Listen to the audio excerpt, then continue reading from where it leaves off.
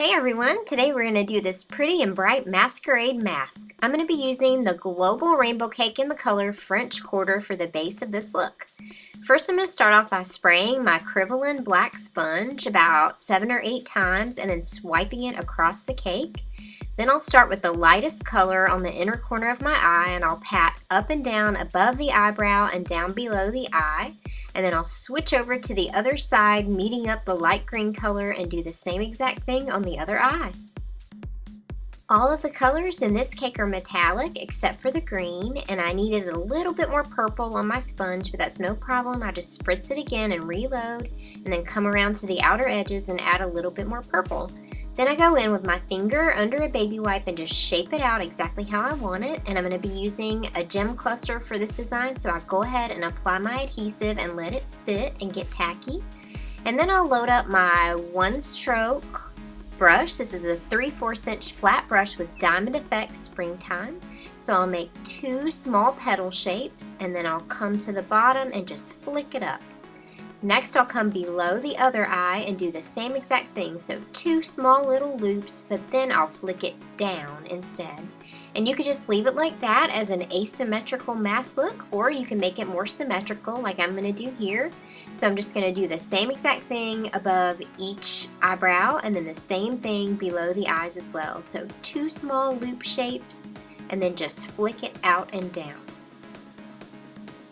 So once I've kind of got those where I want them, I'm going to come into the outer corner of the eye and also pull in a series of 3 small petal shapes. And I'll do the same exact thing on the other side. So don't worry about making these too perfect. We're going to cover up a lot of this with our line work. So next I'm going to go in with some Global Strong Black on a number 1 brush, and I'm just going to do a series of teardrops and then little swirls heading in toward that center focal point of my design, which is right at the center of the bridge of the nose. So I'm just trying to make sure that all of the tails of my little teardrops face in toward that center focal point. I'm going to slow down the video a little bit when I get to the other side, so hopefully you can see what I'm doing here with the line work and the teardrops a little bit better.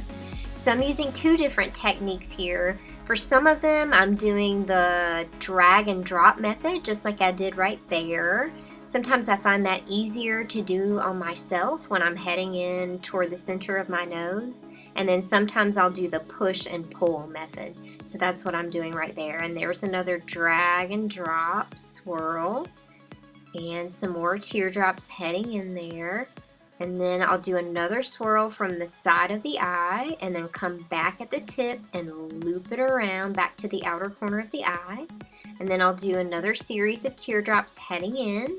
And then I'll do a few more that are the drag and drop technique, just so you can see that. Now I'm just going to go ahead and put that gem in the center of the design so I kind of have an idea where I'm going with the line work here.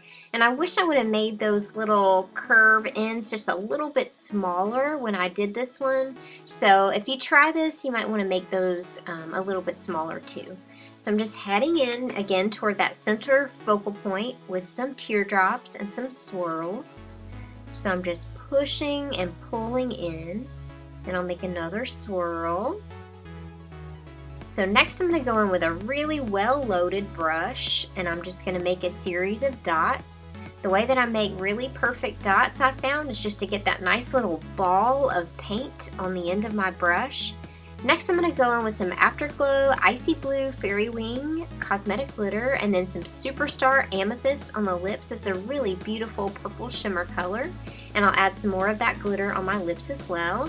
And then to me, no mask is really finished until you add a little bit of black eyeshadow or some sort of darker eyeshadow just to make the eyes pop a little bit. And so then I'll go in with some black mascara as well. And I forgot to hit record, but I also added a few little white dots on top of some of the black teardrops as well, just to make them stand out a little bit more. So there I'm just going in with some black mascara. And that's it. That's the finished look. I hope you guys like this. Thank you so much for watching. Be sure to like and subscribe for more fun face painting tutorials. I'll see you next time.